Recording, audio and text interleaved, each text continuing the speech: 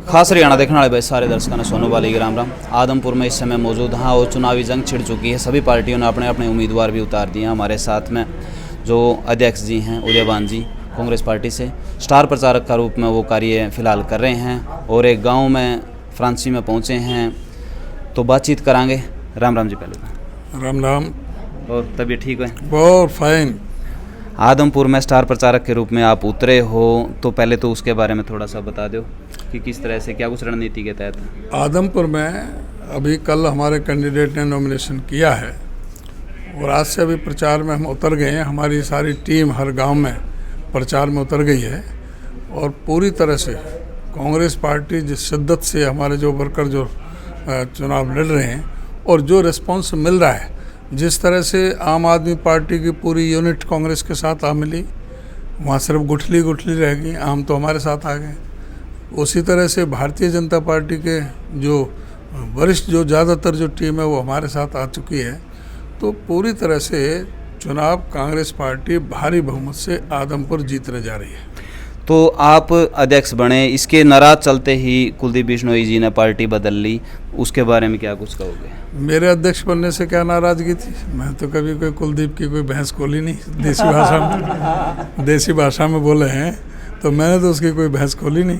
वो मेरा अध्यक्ष बनने से वो क्यों नाराज़ था? मैं तो नाराज़ नहीं हुआ था जब उसके पिताजी, मेरे पिताजी ने चीफ मिनिस्टर बनवाए थे।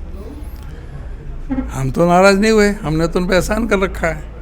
उनको क्या तकलीफ थी? मैं कुलदीप बिश्नोई से 20 साल सीनियर हूँ राजनीति में। वो जब स्कूल कॉलेज में पढ़ता था जब मैं एमएलए बन लिया था। बिल्कुल। उससे ज़्यादा टर्म में मैं एमएलए रह लिया, मेरे पिताजी एमएलए रह लिए। मेरे में क्या कमी थी कि जो मैं अध्यक्ष नहीं बन सकता? ठीक है, वो भी कोशिश कर रहे थे, मैं भी था। अब जो हमारे शीर्ष नेतृत्व ने, आदरणीय हमारी श्रीमती सोनिया गांधी जी ने, राहुल जी ने, हमारे हुड्डा साहब ने, सारी टीम ने जो मुझे ये जिम्मेदारी सौंपी, तो इनको तकलीफ नहीं होनी चाहिए थी, साथ में रहना चाहिए था। ये क्या था कि भाई उदयवान को अध्यक्ष बनाया इसलिए मैं कांग्रेस पार्टी छोड़ दूंगा? असल में तो उदयवान और हुड्डा तो बहाना था। असल बात यह कि उसको ईडी और सीबीआई से बचाना था, बचना था। उसके पीछे जिस तरह से ईडी और सीबीआई बीजेपी ने लगा रखी थी, उनको उनसे डर करके, भयभीत होकर के उन्होंने कांग्रेस पार्टी छोड़ी। ब्रिस्टल होटल है उनका, वो सील कर रखा है। उनके पासपोर्ट जो है वो जब्त कर रखे हैं पार्टी ने, ये ईडी ने उनके ये जब्त कर रखे हैं पासपोर्ट भी। तो वो दबाव उनके पास इतना था कि जिस वजह से उनको कांग्रेस पार्टी छोड़ के बीजेपी में जाना पड़ा। अब कांग्रेस में तो वो दावा करते थे भावी मुख्यमंत्री मैं मुख्यमंत्री बनूंगा। अब कहाँ उसको तालवा कैसे सूख गया कि जो ना अब एक बार भी नहीं कहते कि मैं बीजेपी में भावी मुख्यमंत्री है कुलदीप बिश्नोई। अब तो कहने लगे मैं तो हरियाणा छोड़ के राजस्थान जा रहा हूँ। अब तो मैं हरियाणा में तो भव्य बिश्नोई को उतार रहा हूँ और मैं राजस्थान की राजनीति करूँगा। वो तो सरेंडर पहले ही कर गया और वो पहले ही भगोड़ा था। यहाँ रहता कहाँ था? 6 महीने विदेश में रहता था, 6 महीने दिल्ली में रहता था। कभी किसी के टेलीफोन सुने, कभी किसी गांव में आया? अपनी एमपी लेड जो फंड था वो भी वापस गया उनका, वो भी गांव में विकास के काम नहीं करवाए। एमएलए का फंड था वो भी विकास के काम नहीं करवाए। अब कब तक चौधरी भजनलाल के नाम को इस्तेमाल करता रहेगा? अपने कर्तव्य भी तो देखें कि भाई आपने क्या किया है 20 साल की राजनीति में। कोई एक भी काम बताएं आदमपुर की जनता के लिए।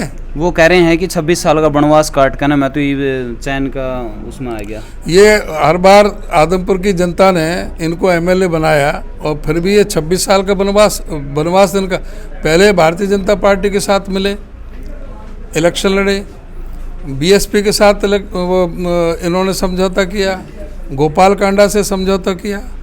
ये जो लुढ़कना लोटा है ना, बिन पैंदे का लोटा, इनका कुछ पता ही नहीं कहाँ से कहाँ। ये तो रोज़ की रोज़ इन्होंने तो पूरा चौधरी भजनलाल का नहीं, आदमपुर हल्का के विश्वास को धोखा दे करके उनके साथ भी विश्वासघात जिस तरह से किया है, उसको जनता भूलने वाली नहीं है, जनता माफ़ करने वाली नहीं है। कुलदीप बिश्नोई को आदमपुर की जनता ही बाहर का रास्ता दिखाएगी। जितने भी कैंडिडेट हैं सारे के सारे कांग्रेस से हैं जी? हाँ बिल्कुल, इनके पास तो कैंडिडेट ही नहीं था। बीजेपी के पास आप बताइए कि तब से कोई कैंडिडेट था? शुरू से बीजेपी का कभी कोई कैंडिडेट नहीं रहा। यहाँ पर बुरी तरह से हारते रहे। अभी भी कांग्रेस से तोड़ करके डरा के ईडी से उन्होंने कैंडिडेट बनाया। आम आदमी पार्टी जो छोटा मोदी, जिसने हरियाणा के हितों के खिलाफ बयान दिए, जिन्होंने कहा कि मैं SYL खुदने के पक्ष में नहीं हूँ, जिन्होंने कहा कि पंजाब के पास में पानी ही नहीं है, जो हरियाणा के खिलाफ बयानबाजी कर रहा है, हरियाणा की जनता के खिलाफ है, हरियाणा को पानी से प्यासा मारना चाहता है, हरियाणा के खेतों को सिंचाई से वंचित करना चाहता है, उस केजरीवाल के साथ कौन रहेगा। उन्होंने भी कांग्रेस से एक जो आयातित जो था वो अपना उम्मीदवार बनाया।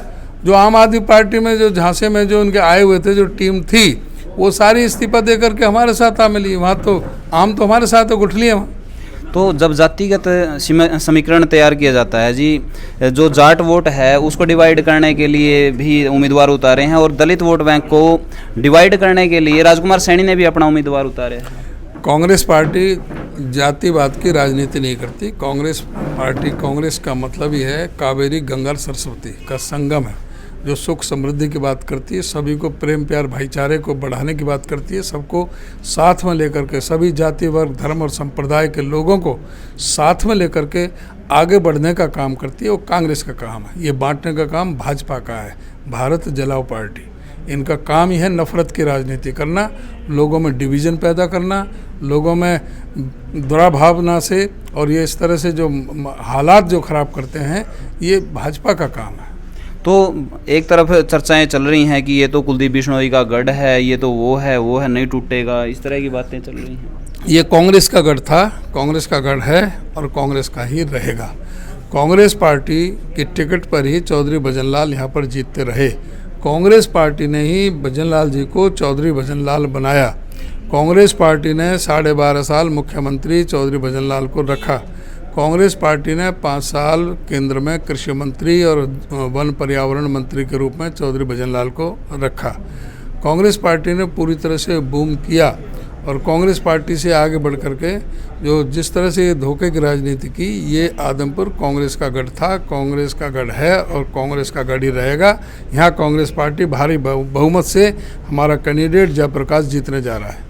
तो किसान आंदोलन की जब बात करा, तो अभी वो वीडियोस निकल कर सामने आई हैं कि पहले जो कांग्रेस के टाइम पे कह रहे थे कि भाई जो भाजपा है वो इन नीतियों पर नहीं चल रही है, किसान विरोधी है, तो आज फिर उनके साथ में खड़े हो गए हैं।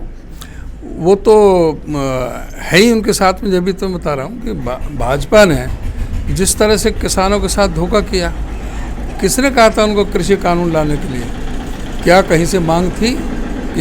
कोई किसानों के किसी संगठन की मांग थी? उस कृषि कानूनों के लाने से जिस तरह से एक अदानी को पूरा कृषि भी उनको बेचने की तैयारी की, पैरेलल मंडी बनाने की तैयारी की, मंडियों को ख़त्म करने का षड्यंत्र सरकार ने किया, उसको बेनकाब करने के लिए किसान आंदोलन रत हुए। पंजाब से ही किसान आंदोलन शुरू हुआ, और किस तरह से उस किसान आंदोलन को बदनाम करने का, कभी खालिस्तानी कहा गया, कभी सिखों का आंदोलन कहा गया, कभी जाटों का आंदोलन कहा गया उसको, कभी मतलब किस किस तरह से उनको नवाजा नहीं गया। और 712 किसानों ने अपने प्राणों की आहुति इस आंदोलन के तहत दी। आज क्या वो किसान भूल जाएगा? किसान इनको सबक सिखाएगा। किसान कोई किसान की जाति नहीं है, किसान सब है जो किसानी करता है, और किसान ही इनको सबक सिखाएगा और यहाँ से कांग्रेस पार्टी को जिताएगा और भाजपा को सबक सिखाएगा। एक अंतिम सवाल है जी, सुनने में आया है कि भव्य बिश्नोई जी ने जब नामांकन दाखिल किया तो उसमें एक केस का जिक्र किया था, अब 4 निकल कर आ रहे हैं। हाँ, तो इस बात से पता लगता है कि कितने झूठे लोग हैं, इनमें कितनी बनावट है। भव्य बिश्नोई जब पिछली बार चुनाव में आया था 2019 में यहाँ वोट मांगने, तो कह रहा था कि मैं अपने पिताजी कुलदीप बिश्नोई की जो बात थी कि भाई किसी गांव में नहीं आते, किसी लोगों से नहीं मिलते, मैं उसको मिटा दूंगा और मैं हर गांव में आऊंगा और हर गांव में लोगों के बीच में रहूंगा। अब मैं तो जिस गांव में गया कोई सब कहते हैं कि भव्य बिश्नोई के कभी दर्शन ही नहीं हुए। अब 3 साल में 2019 से लेकर के 22 चल रहा है, भव्य बिश्नोई कहीं भी नहीं गया। और अब भव्य बिश्नोई ने अगर इलेक्शन कमीशन के द्वारा मांगी गई सूचनाएं भी जो गलत दी हैं और उनके खिलाफ जो FIR जो मुकदमे दर्ज हैं उनको छुपाया गया है, तो उसमें कानूनी कार्रवाई अपना इलेक्शन कमीशन भी देखेगा और हमारा कैंडिडेट भी देखेंगे, पार्टी भी देखेगी। बिल्कुल, धन्यवाद जी। तो आप विचारों से कितने क्या कुछ सहमत हैं वो अपनी राय नीचे कमेंट बॉक्स में आप जरूर दें, वीडियो को शेयर जरूर कर दें। सहयोगी कैमरामैन मधु जागलान के साथ में मैं सोनू वाली, खास हरियाणा।